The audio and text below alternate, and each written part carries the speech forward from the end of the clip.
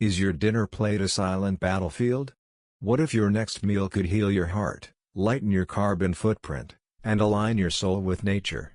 Discover the transformative power of vegetarianism, where health, ethics, and spirituality converge.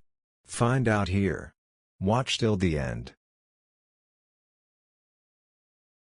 Transitioning to vegetarianism can be a profound journey, intertwining health benefits, ethical considerations, and even spiritual growth.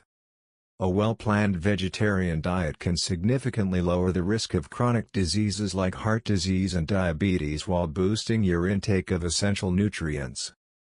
Beyond personal health, reducing meat consumption has a remarkable impact on the environment, lowering your carbon footprint and conserving precious resources like water and land. Ethically, many choose this path out of compassion for animals, aligning their choices with a commitment to welfare. In various religions, vegetarianism is often rooted in the principle of non-violence. For instance, in Hinduism and Buddhism, it's a way to practice ahimsa or non-harm.